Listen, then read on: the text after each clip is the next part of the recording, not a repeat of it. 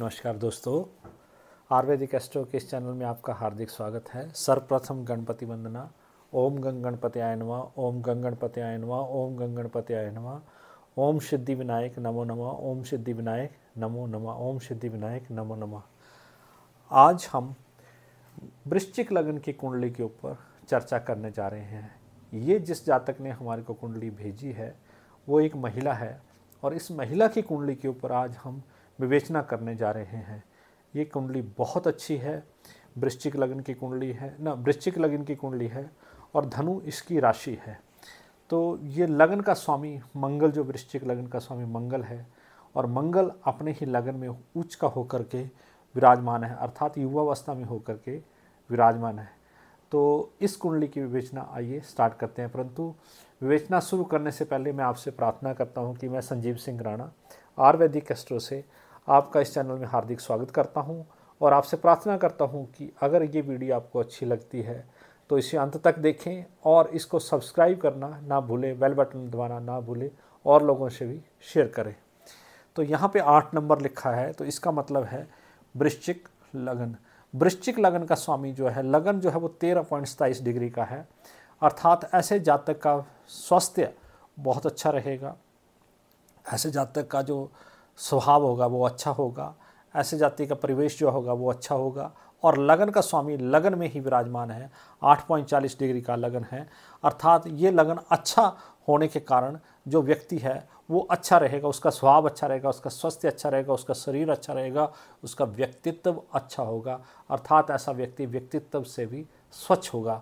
तो प्रथम भाव में ये चीज़ें जो हैं वो देखी जाती है, व्यक्तित्व देखा जाता है, स्वभाव देखा जाता है, स्वास्थ्य देखा जाता है। और जब लगन का स्वामी ही लगन में विराजमान हो तो इसको एक उच्च राजयोग जो है वो माना जाता है, अर्थात एक कुंडली में एक उच्च राजयोग जो है वो माना गया है। और लगन में इतने ग्रह विराजमान होना भी बहुत बड़ा एक राजयोग जो है वो होता है।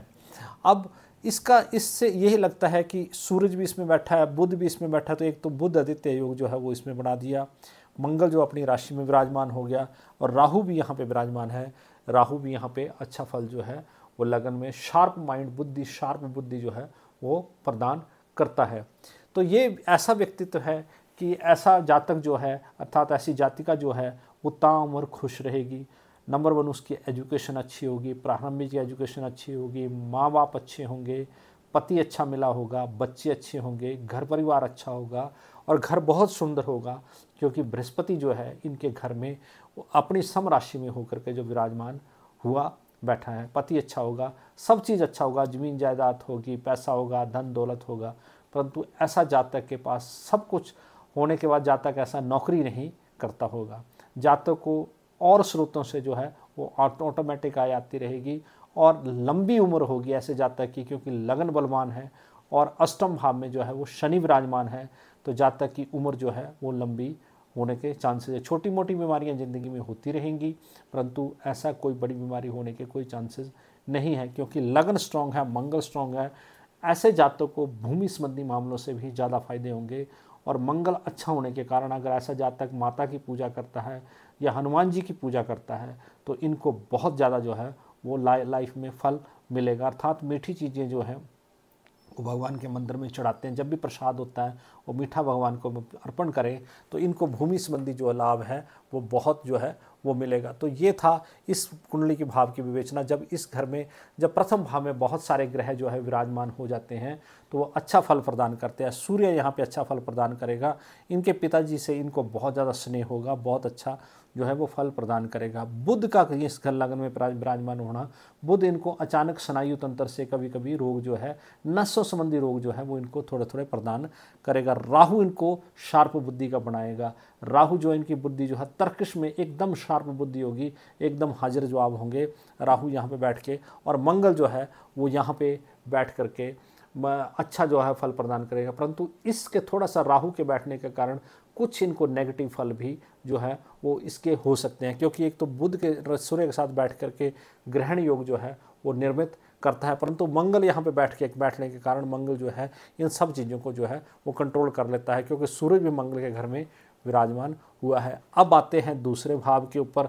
दूसरे भाव में लक्ष्य धनु लग्न, धनु राशि में जो है शुक्र और चंद्रमा विराजमान है, अर्थात चंद्रमा जो है वो धनु राशि में जो है विराजमान होने के कारण जो है वो अच्छा फल प्रदान करेगा। अच्छा जो है वो 2.8 डिग्री का है। चंद्रमा बहुत उच्च का तो नहीं मान सकते हैं, परंतु अच्छा है। माता के साथ बड़े अच्छे रिलेशन तो नहीं बोल सकते, परंतु अच्छे रिलेशन रहेंगे, पवित्रता के साथ रिलेशन रहेंगे। इनकी प्रारंभिक शिक्षा जो है वो अच्छी होगी, अच्छे विचारों से होगी। और शुक्र इसमें बैठ गया 7.8 डिग्री का, तो अपनी मित्र राशि मतलब मूल अच्छे सम राशि में जो है विराजमान हुआ है, अर्थात किसी नीच ग्रह में, नीच राशि में विराजमान नहीं हुआ है। तो इसका बोलने का मतलब है लक्ष्मी नारायण योग जो है वो यहाँ पे बना हुआ है। तो लक्ष्मी नारायण योग का मतलब है कि इनकी वाणी जो है वो अच्छी होगी, स्पष्ट होगी, साफ होगी, परंतु कभी कभी जो है थोड़ी सी वाणी जो है कभी कभी खराब भी हो सकती है। परंतु इनको उम्र इनकम जो है वो चाहे किसी स्रोत से आए। ये ऐसे जातक जो हैं वो जाति का जो है अपना होटल का व्यवसाय अच्छा कर सकती है, अपना रेस्टोरेंट का व्यवसाय अच्छा कर सकती है।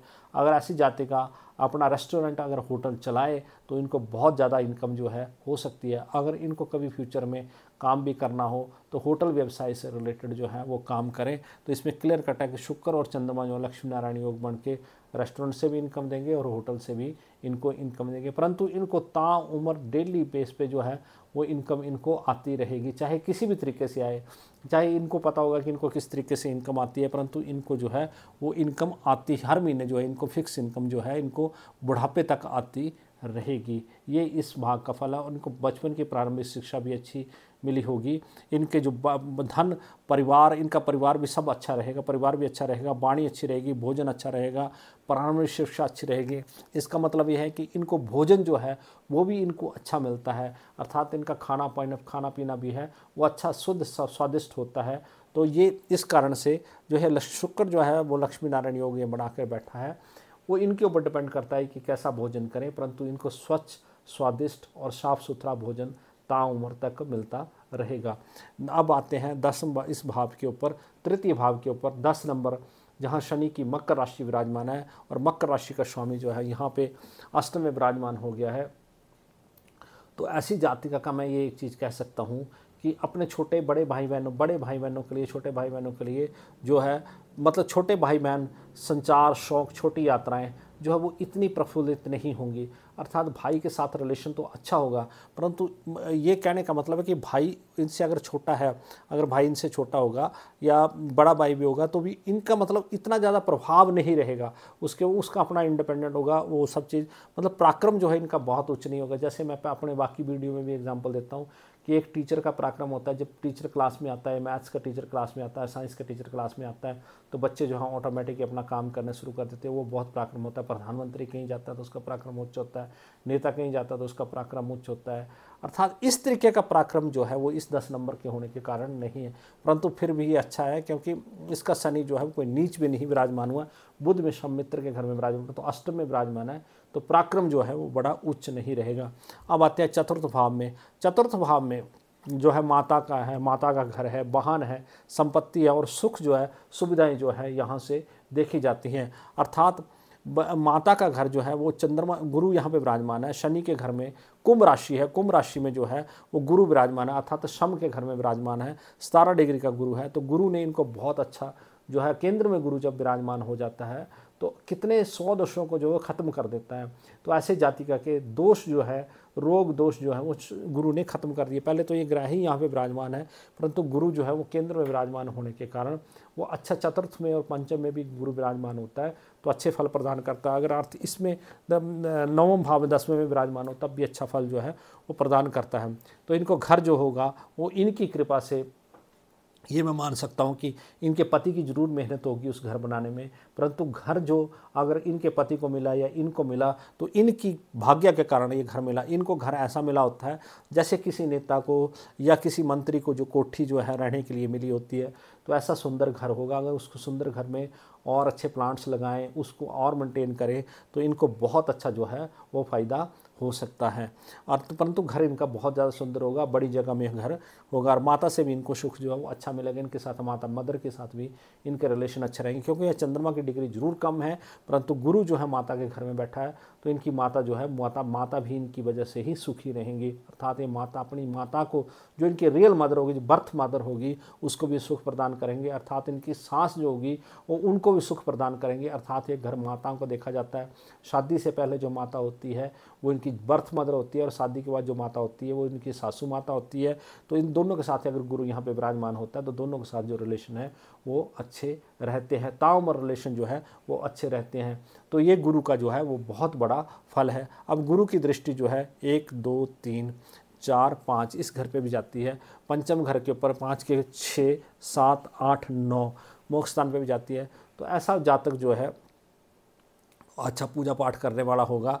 अच्छा 1 2 3 4 5 6 7 सातवें इस घर पे भी सामने पे दृष्टि जा रही है, तो कर्म भी ऐसा जाति का जो है वो अच्छा करेगी। पूजा पाठ भी करेगी, ध्यान भी पूजा पाठ में होगा, मतलब सोशल काम भी करेगी, सोशल से रिलेटेड भी काम कर सकती है। और गुरु जो है वो ऐसा कर्म जो है प्रदान करता है, सूरज के ऊपर जो है वो इसकी दृष्टि है। अब आते हैं विद्या स्थान के ऊपर। विद्या स्थान में मैं ये कह सकता हूँ कि बहुत ऊंची विद्या नहीं हो सकती है। जो PhD करते हैं या जो मास्टर्स बड़े लंबे चौड़ी, जैसे मास्टर्स की 1 2 डिग्रियाँ होगी, या किसी के पास 2 2 3 3 डिग्रियाँ होती हैं, वो डिग्री इनकी अच्छी हो सकती थी, क्योंकि गुरु जो है यहाँ का मालिक केंद्र में विराजमान होगा। प्रारंभिक शिक्षा अच्छी दी, बेसिक शिक्षा अच्छी दी, कॉलेज की शिक्षा अच्छी दी, परंतु बड़ी लंबी चौड़ी विद्या नहीं दी। उसका कारण है राहु की दृष्टि यहाँ पे विराजमान है। अर्थात राहु की दृष्टि, पंचम दृष्टि जो है वो उस खाने के ऊपर विराजमान है। अर्थात ये जातिका का मेन जो है, अगर राहु को अपने आप सेटिस्फाइड कर लें तो इनका सब कुछ जो है वो अच्छा हो सकता है। आगे मैं इसके ऊपर विवेचना भी करूँगा। परंतु यहाँ राहु के बारे में, सूक्ष्म बुद्धि के बारे में बात कर रहा हूँ। आपको एक काम करना चाहिए, क्योंकि इस मैलाफाइड इंटेंशन के ऊपर राहु की दृष्टि है, तो शेयर्स और स्टॉक्स में कभी भी जो पैसा ना लगाएं। आपके पास पैसा धन संपत्ति तो होगी, परंतु एफडीज में रखें। ताउम्र अगर आपके बच्चे भी आपको गाइड करें कि मम्मा शेयर्स में पैसे लगा लो या स्टॉक्स में पैसे लगा लो, क्योंकि इस खाने के ऊपर, सूक्ष्म बुद्धि के ऊपर आपकी बृहस्पति की दृष्टि नहीं है, और बृहस्पति की कोई वो दृष्टि नहीं है, सूक्ष्म दृष्टि नहीं है, बड़ी दृष्टि नहीं है। इस यहाँ पर राहु की दृष्टि होने के कारण जो है वो आप ऐसा ना काम करें। राहु की दृष्टि जो प्रेम संबंधों को भी खत्म करती है, मनोरंजन को भी थोड़ा सा कम करती है। तो मनोरंजन आपने खुश किस तरीके से रहना है वो फिर मैं आपको बताता हूँ कि राहु के आपको उपाय करने पड़ेंगे, क्योंकि राहु की इसके खाने के ऊपर, सूक्ष्म बुद्धि, मनोरंजन के ऊपर और इस चीज़ के ऊपर आपकी ये दृष्टि जो है वो अगर ठीक हो जाती है तो आप जो है वो मानसिक रूप से खुश जो है वो रह सकते हैं। अब आते हैं इस भाव के ऊपर। सब कुछ होने के बाद भी थोड़ी बहुत कहीं शंका जो है वो इस राहु के कारण सूक्ष्म बुद्धि के ऊपर, आपके ऊपर आ जाती है। अब आते हैं इस घर के ऊपर जो छठा भाव कहा जाता है। छठे भाव में 1 नंबर लिखा है, इसका जो केंद्र में विराजमान हो गया है, तो मंगल आपकी बड़ी बड़ी बीमारियों का अरिष्ट जो है ख़त्म कर देगा। परंतु कभी कभी आपको छोटी मोटी फोड़े फिंसियों से रिलेटेड कोई प्रॉब्लम हो सकती है। बाकी ताउम्र में कोई शत्रु नहीं होंगे, कोई वो चीज़ नहीं होगी।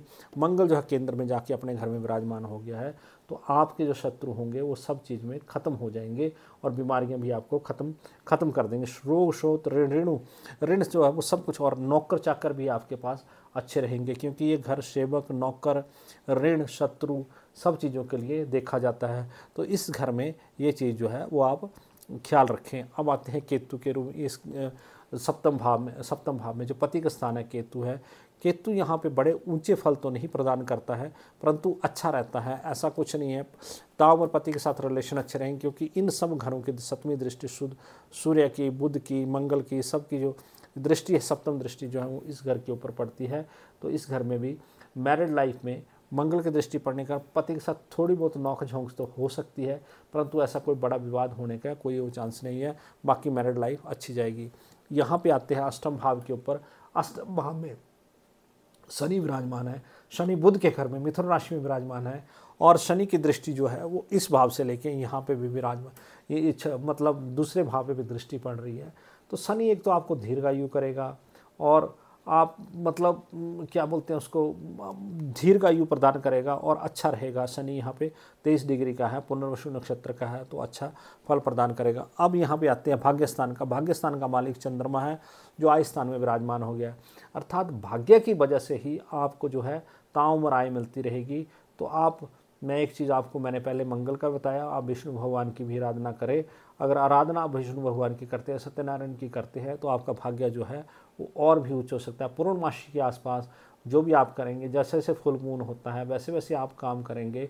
आपने अपनी लाइफ में करके देख लेना, जो भी आप कार्य करेंगे या जो भी आप आय संबंधित काम करेंगे फुल मून के आसपास करेंगे तो आपको वो ज़्यादा बेनिफिट रहेगा। अमावस्या के पास जो है इतना कार्य फलित नहीं होगा। और सूर्य उदय में कर्म फल जो है वो आपको फलित तब करेगा जब आप कर्म दिन में कर्म करेंगे। आप वैसे सुबह उठ जाते हैं, क्योंकि इस कर्म भाग का जो मालिक है सूर्य, वो केंद्र में विराजमान है और सूर्य अच्छा होने के कारण आप सुबह उठने वाले व्यक्ति हैं। सुबह उठ के अपना कार्य जो है वो जल्दी से ही फिनिश कर लेते हैं और इसके कारण से आपके दिन में पूरी चुस्ती जो है वो रहती है। अब आते हैं एकादश भाव में 6 नंबर पे। 6 नंबर का स्वामी जो है, अगर बुध केंद्र में विराजमान हो, यहाँ का स्वामी लाभ भाव का स्वामी जब केंद्र में विराजमान हो जाता है या इस भाव में चला जाता है, प्रथम भाव में चला जाता है, द्वितीय भाव में चला जाता है, तो ऐसा व्यक्ति व्यवसाय ही करता है, अर्थात जिंदगी में व्यवसाय ही करता है। कन्या लग्न का स्वामी जो है वो इसमें यहाँ चला गया, यहाँ चला गया।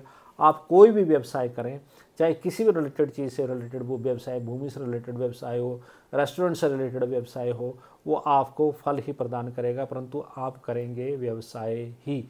ये इस कुंडली की मेन विवेचना है, क्योंकि इस भाव का लाभ भाव का स्वामी जो है वो व्यवसाय से ही आपको धन जो है वो प्राप्त होगा। अब आते हैं 12वें भाव के ऊपर। 12वें भाव में 7 नंबर लिखा है।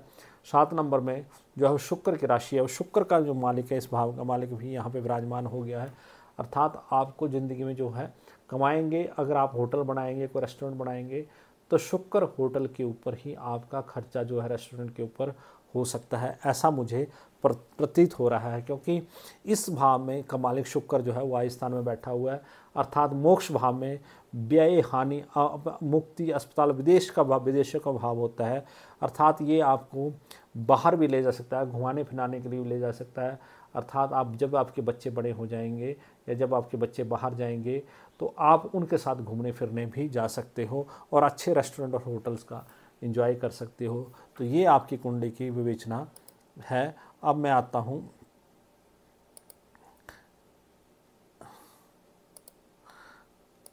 हूँ इस कुंडली के इस भाव के। तो यहाँ पे देखिए षटवल में आपका मंगल, मैंने आपको पहले बताया मंगल बहुत उच्च है। मंगलवार के दिन आप कोई भी लाल चीज़ का दान नहीं करेंगे। आपकी कुंडली में मंगल बहुत उच्च है, तो मंगल को वार के दिन आपने मीठी वस्तु मंदिर में चढ़ानी है, जिससे मंगल आपका और उच्च हो और आपको फल प्रदान करें। आप लाल चीज़ का, मीठी चीज़ का कभी भी दान नहीं करना है। आपको मसर की दाल का कभी ज़िंदगी में दान नहीं करना है। आपका मंगल ही एक बहुत ज़्यादा स्ट्रॉन्ग ग्रह है जो मुझे प्रतीत हो रहा है। बाकी शनि भी आपका अच्छा है, शनि भी षटवल में अच्छा है, तो परंतु शनि का तो दान आपका किया जा सकता है, क्योंकि शनि अष्टम का भाव का मालिक है, अष्टम भाव का मालिक। परंतु मंगल का आपने दान नहीं करना है। माँ वगैरह तो आप जब मर्जी दान कर सकते हो, परंतु सफ़ेद चीज़ का भी आपको दान नहीं करना है, क्योंकि एक चावलों का दान नहीं करना है, क्योंकि ये अच्छे आय स्थान में बैठा हुआ है। और मंगल में आपको मसूर का दान नहीं करना है, लाल चीज़ का आपको कभी दान नहीं करना है। तो शुक्र के लिए, चंद्रमा के लिए और मंगल के लिए आपको कोई दान नहीं करना। बृहस्पति भी आपका अच्छा, तो पीली वस्तुओं का भी आप दान ना करें। तो आप काली चीज़ों का दान कर सकते हैं। शनि से रिलेटेड जो भी मतलब लेबर क्लास होती है, आप उसको माँ, तेल, ये जो चीज़ें हैं ये दान करेंगे तो आपके लिए अच्छा रहेगा। परंतु प्रेजेंट में मैं यहाँ पे देख रहा हूँ कि 2023 से 28/10/2023 से आपको राहु की दशा लगी हुई है, और राहु में ये 2023 से लेके अभी आपकी दशा में देखता हूँ रिपोर्ट्स में, विष्णु त्रिदशा, ये आपकी दशा आई जो 28/10/2023 से 28/7/2026 तक राहु में राहु का अंतरा लगा हुआ है। तो मैं आपको स्पष्ट तरीके से बता देता हूँ। नंबर 1, ये नोट कर लेना, नंबर, इस वीडियो को बार बार देख लेना। नंबर 1, राहु भ्रमित करता है, मन में आपको ऐसे विचार उत्पन्न करेगा कि जिससे आपको लगेगा कि मेरे को यहाँ दर्द है, यहाँ पीड़ा है, और वो रोग जो है कोई नहीं होगा आपको, परंतु रोग फील होगा, और रोग फील होने के कारण आप भ्रमित रहेंगे कि मुझे यहाँ दर्द हो रही है या ये चीज़ हो रही है। परंतु जब आप एक्सरे कराएंगे, अल्ट्रासाउंड कराएंगे, तो कोई रोग जो है वो निकलेगा नहीं। छोटी मोटी कोई बीमारी हो सकती है, परंतु राहु रोगों में भ्रमित करता है। इसलिए आपने माइंड को स्टेबल रखना है। राहु के लिए मैं जो आपको बता रहा हूँ, माता की पूजा करनी है, मंगल हनुमान जी की पूजा करनी है, माता की पूजा जैसे जैसे आप माता की पूजा करेंगे, सिंपल दुर्गा माता की अगर आप घर में पूजा करेंगे और दुर्गा सप्तशती का आप अगर पाठ हवन करेंगे घर में, तो ये राहु जो है आपका शांत हो सकता है। राहु को शांत करने के लिए माता का ही पाठ जो वो किया जाता है। दुर्गा सप्तशती में अगर आपको पूछना होगा मुझसे तो आप पूछ सकते हैं। दुर्गा सप्तशती में कि अर्गला स्तोत्र का आप पाठ करिए, सिद्ध कुंजिका स्तोत्र का पाठ करिए, जिससे आप जो है वो राहु आपको शांत होगा, राहु शांत होगा। और यहाँ पे गुरु आगे, उसके बाद राहु में गुरु का अंतर आएगा, तो इसको गुरु चंडाल योग कहते हैं। तो इसमें आपको 2026 से लेकर 2028 तक थोड़ा सा आपके मन में गलत विचार राहु उत्पन्न करेगा, और हो सकता है ये राहु, देखो वैसे तो यहाँ देख नहीं रहा, मंगल के हिसाब से आपको कोई कष्ट होने वाला नहीं है, मंगल आपके दोषों को, परंतु फिर भी कहते हैं कि बरसात के मौसम में बरसात तो होके ही हटती है। तो आपको अपनी हड्डियां टूटने से बचानी है, आपको कैल्शियम का प्रयोग करना है, ताकि ये हड्डियों की पीड़ा जो है वो राहु प्रदान ना करे। परंतु थोड़ा सा आपका मन भ्रमित रहेगा, इसलिए मैं आपको ये चीज़ कहना चाहता हूँ कि आपको इस राहु की दशा में माता का जो है वो पूजा पाठ कर लेना चाहिए। और साल में एक बार आप तोला दान जरूर कर लें। अगर आपको लगता है जौ से आप तोला दान जरूर करें। जौ जो राहु की चीज़ है, जौ का और शनि की चीज़ों का आप दान करेंगे तो आपको कोई बीमारी नहीं होगी और को कुछ नहीं होगा, क्योंकि अष्टम घर में शनि विराजमान है और यहाँ पे राहु विराजमान है, तो केंद्र में राहु विराजमान है। तो ये जो नेगेटिव इम्पैक्ट है जौ से लेके और तेल और माँ और ये चीज़ें अगर आप दान करते हैं तो आप जौ का दलिया भी किसी गरीब बच्चों को या गरीब स्कूल में आप दान कर सकते हैं, तो इससे आपको बड़ा इम्पैक्ट आएगा। परंतु अगर फिर भी राहु शांत नहीं करेगा तो आपने अमावस्या के दिन जो है वो नारियल जो है उसके विष्णु सहस्त्र नाम करके नारियल को आपने अपने सिर से 7 बार एंटी क्लॉकवाइज घुमा करके उसको दान करना है, नदी में बहाना है। शनिवार के दिन या बुधवार के दिन आपने इसको बहाना है, जिससे आपका राहु शांत रहेगा। परंतु वो अवश्य के दिन आप उपाय रख लें जिससे आपका मन जो है वो शांत रहने वाला है। अब मैं कुंडली की विवेचना करता हूँ। आपकी कुंडली आप केतु के उसमें विराज पैदा हुए, तो उस टाइम पैदाइश के समय तो इतना अच्छा आपका मतलब स्वभाव नहीं था, परंतु फिर आपकी कुंडली में शुक्र की दशा आई जो 27/10/1980 से लेकर 2000 के बीच में आई। तो ये 20 साल 19 साल आपकी लाइफ के अच्छे गुजरे होंगे। आपके मदर फादर ने आपको इनकम भी अच्छी रहेगी, हो सकता है कि आपके पिताजी की इनकम जो है वो आपके कारण बड़ी होगी, तो ये समय अच्छा रहेगा। फिर सूर्य का समय भी आपका अच्छा रहा, पिताजी के साथ रिलेशन अच्छे रहे, 1 से 8 से ले 6 तक अच्छे रहे। चंद्रमा ने भी आपको 2006 से लेके 16 तक जो है वो आय अच्छी प्रदान की। मंगल की दशा भी आपकी अच्छी रही। ये जो सब मतलब ये दशाएं आपकी अच्छी रहीं, इसमें कोई भी ऐसा मतलब मेरे को नज़र नहीं आता है कि इन दशाओं में 2023 तक कोई, परंतु अब राहु की दशा में आपको ज़रूर संभलना है। राहु की दशा के बाद आपको गुरु की दशा आएगी। गुरु की दशा भी आने वाले टाइम में अच्छी रहेगी, परंतु राहु की दशा जो है ये 41 तक आपको ठीक ढंग से निकालना है, परंतु इसका उपाय जरूर करना पड़ेगा। अदरवाइज राहु जो है वो आपके मन को भ्रमित करेगा। फिर 16 साल ये गुरु की दशा आएगी जो गुरु केंद्र का है, आपको बुढ़ापे में अच्छा सुख जो है वो मिलेगा। अर्थात 18 साल ये और ये मन मिला के हो गए 18 36 साल आपकी जो आयु है, 50 साल तो होगी इस टाइम, तो 36-86 साल तो एंड का गुरु जो है वो आपको अच्छी लग्जरी लाइफ प्रदान करेगा, क्योंकि गुरु जो है वो अपने इस घर में केंद्र में विराजमान है। तो एंड का तो आप भूल जा, परंतु इस लाइफ को जो है वो आप अच्छे से गुजार लो, और इसका उपाय करना ही पड़ेगा। आपको घर में पूजा पाठ करना पड़ेगा, साल में एक बार तोला करना पड़ेगा, और आपको जो महीने में अमावस्या आती है उस दिन आपको जो है वो नारियल जरूर दान करना पड़ेगा, विष्णु सहस्त्र नाम करके नारियल दान करना पड़ेगा। तो ये आपकी कुंडली की विवेचना थी। अब आते हैं यहाँ पे, देखिए यहाँ पे भी मैं ये जो सूर्य की राशि में राहु की दशा आ रही है, अर्थात सूर्य की राशि में हो रहा में चंद्र में हो रहा है, तो राहु जो है थोड़ा कष्ट जो है वो आपको देगा। बाकी आपकी लाइफ अच्छी रहने वाली है। मंगल आपकी कुंडली में अच्छा है और राहु को मंगल से ही कंट्रोल किया जा सकता है। यही आपकी कुंडली की विवेचना थी। अगर आपको अच्छी लगी हो तो और लोगों से शेयर करें, सब्सक्राइब करें और लोगों को बताएं। धन्यवाद। जय माता दी।